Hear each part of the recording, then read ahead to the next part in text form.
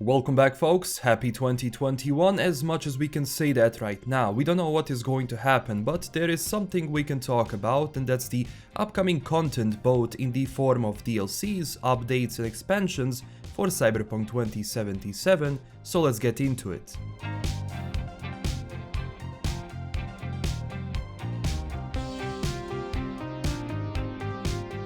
After a rocky launch of the game and the overall mess created on base consoles, we have to look forward to something, right? So before New Year, CDPR said that the first free DLC starts hitting Night City early 2021.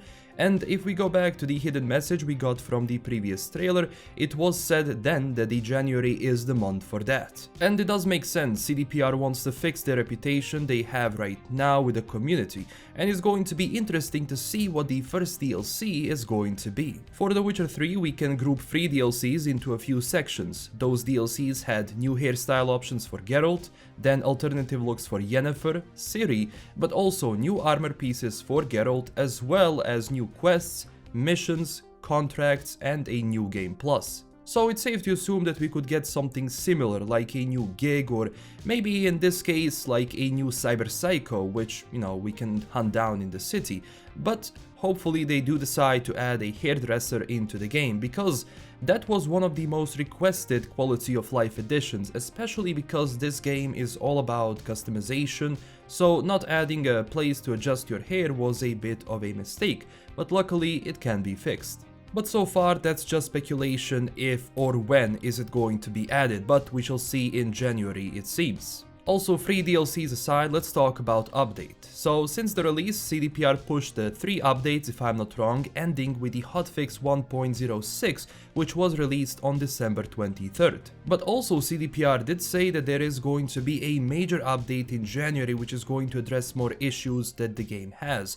Only performance and bugs so far, keep in mind bigger things sadly take more time. So far, the performance is still not the best for some. I hope they manage to fix that fast though, to soften the blow of the release, and you'll have more people going back to the game after the updates. So what about expansions? Well, for CDPR, DLCs are free pieces of content, while expansions are paid.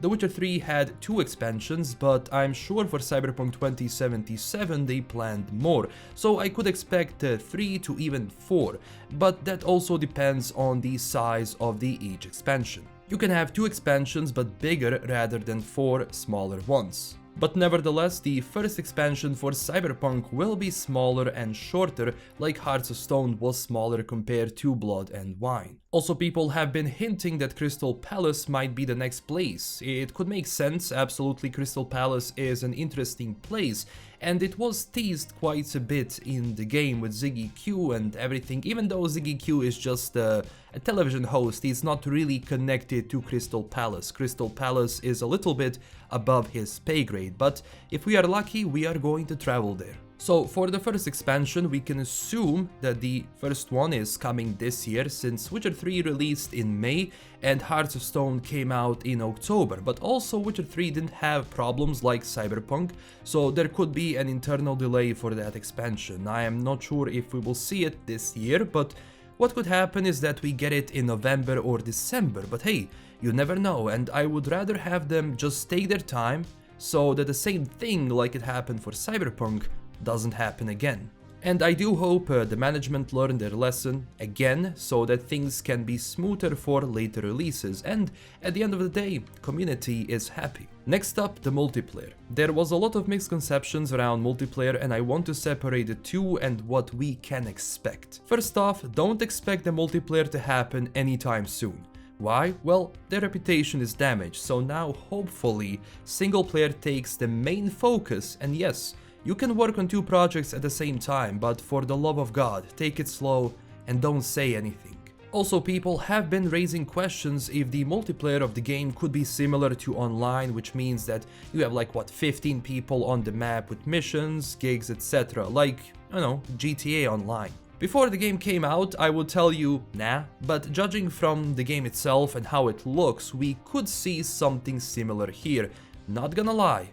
But could doesn't mean yes, it's going to happen. They also have Gabe Amantangelo working as a creative director for online or multiplayer, whatever they call it, who was a PvP designer for Star Wars MMO, then later worked on Dragon Age Inquisition, and also had his own game, Breach, which I actually played in alpha and was like a 4v1 mode where 4 players fight against one game master who spawns enemies, etc, etc, which could work for a game adapted from a pen and paper RPG. But hey, what director did before doesn't mean he will do it again. Keep in mind, the board, the management has the last say, and I just hope they make a right decision on this one. Multiplayer is a double-edged sword, but let's see what they have.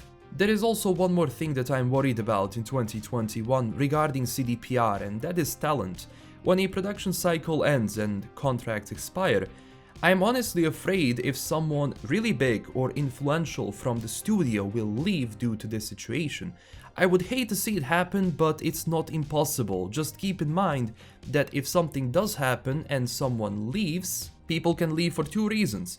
First off, they don't want to work there anymore, maybe they don't like the environment, or they want to try out something new, a new game in a different studio with a different position, but we'll see. And that's it for today. This is all we know so far regarding Cyberpunk 2077 in 2021. Let's hope that this year will be better for both the company and us, the community, and also keep a lookout for more games on the channel. I have some interesting things on the way. Thank you for watching. Tell me down below what are you worried or excited about regarding Cyberpunk, and also please like and subscribe for more. It tells YouTube to push the video further, which helps, so thank you. Also join our growing community on Twitter and Discord, and I also do have a Patreon page. If you were looking for an extra way to support the channel, you can do it through the link below, and huge thanks to my current Patreon supporters. This is LKM signing out, and stay classy everyone. Bye bye.